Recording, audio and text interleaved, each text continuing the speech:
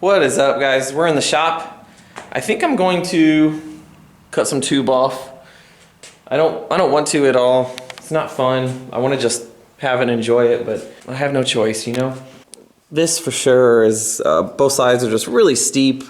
I'm gonna take those down. And like I said over there, the one on the other side has got a massive dent right on the peak of it. So it needs to be fixed anyway. You can kind of see from here, it's like flattened out. So this has been here like the whole buggy's life. It looks cool and definitely makes it strong, right? It's very hard to get in and out of it without putting your feet on the seat. It is super inconvenient.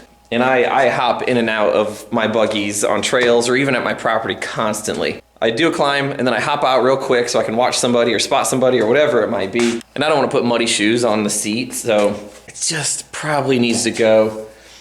And if I do that, because it's attached here at the front of the A-pillar, I may just cut this off somewhere down here. I might run this into this like seamlessly, like this.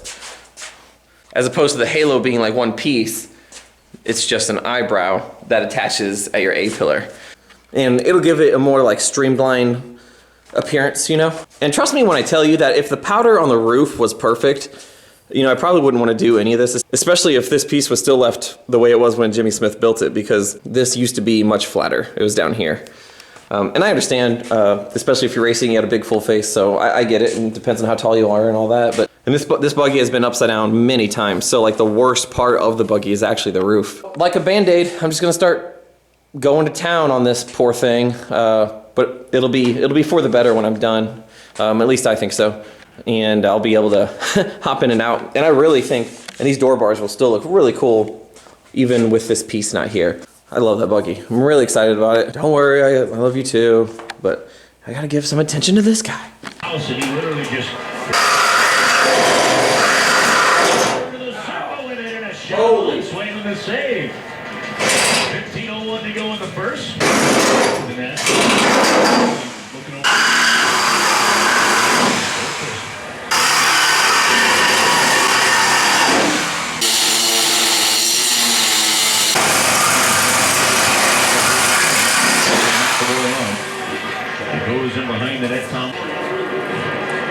I thought I'd show you guys what I've been up to here. So basically I cut the front of the halo off. I'll move to the back after I'm done with the front. Now my plan is to match whatever angle this needs to be to go from here to here. Kind of an interesting project, just trying to match that. Basically that's the deal there.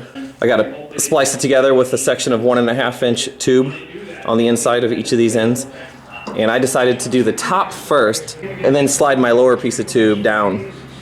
So I put it all the way inside, and then I gotta get creative to slide it down into here. I've got that side tacked over there. And then I gotta find out how to tie this into my new eyebrow. So once again, it'll be a little tricky, but looking forward to it. And then I'll move to the back. I have the top slid in all the way. What I'm doing here is I made a red permanent marking on this. It helps to tell me where the tube is and how much I've brought it down. Let's see if we can get that mark on here. I'll have to set the camera down, but you can kind of see where the red mark's starting to show here, so I'm gonna try to slide that down further. But I need 2 hands. All right, now you can see the whole mark. I'm still gonna drag it down further, but you can see how I've moved it down. Okay, other than me getting this down to some bare metal here, I've got the insert slid down far enough. This guy's good to go. Obviously the top one was the easy one. Nice clearance.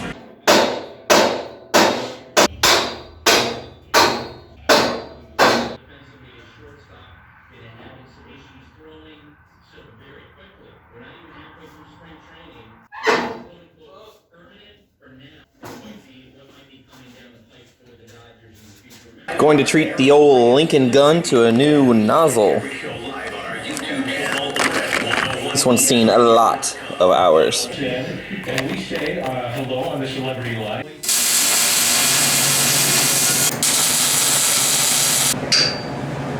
Wow, this is lose-lose stuff right here. Freaking awful. Oh, gosh, this is terrible.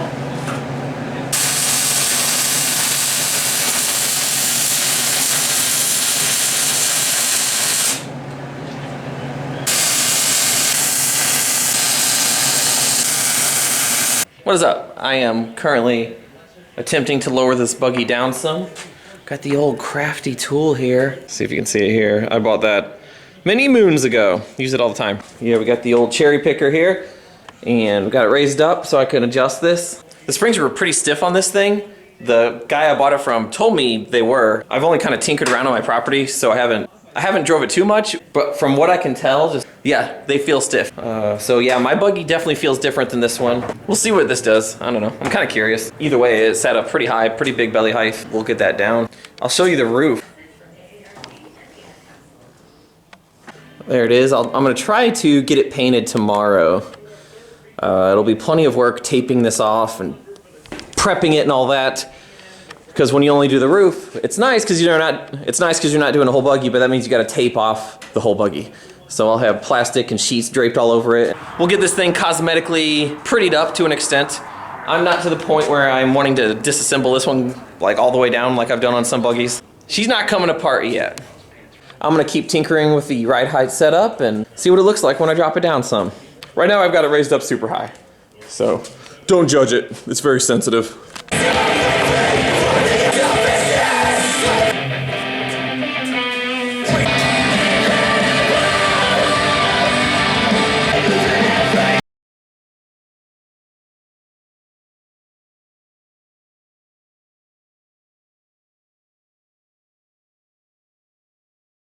Are primered and I'm waiting for it to cure. I don't know how well the blue's gonna match, but the roof was so beat up when I got it that any kind of blue's better than what was on it. So I'm going to do some polishing on the race lines while I'm waiting for the primer to cure. Trying to stay productive here.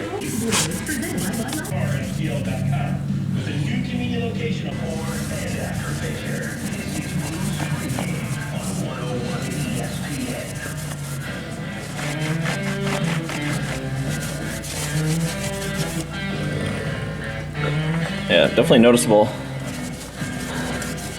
That little section is nicer than the rest.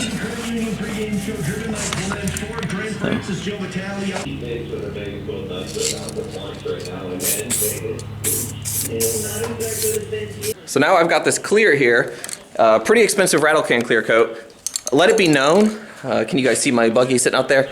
When I paint the chassis of the buggies I've owned, like long term or that I built all the way, I disassemble the entire thing and then I clear it with an actual gun and I mix the clear coat and hardener up, and that is a true clear coat and it lays on really thick and looks beautiful. This does not go on as thick. If you can get enough thin coats piled up on each other, it looks okay. I'm gonna go the extra mile and try this as opposed to just leaving that the way it is. The referees now caught in the road, and the Blues are going to come. Thomas into the slot, but save it. All right, here guys, I wanted to show you this paint I bought. Paid some good money for it. Anyway, look at that cap. Can you see the cap match? Let's see. I don't know. Maybe it doesn't show very well on camera, but the cap doesn't match itself, but it matches the powder coat here. There, you can see that.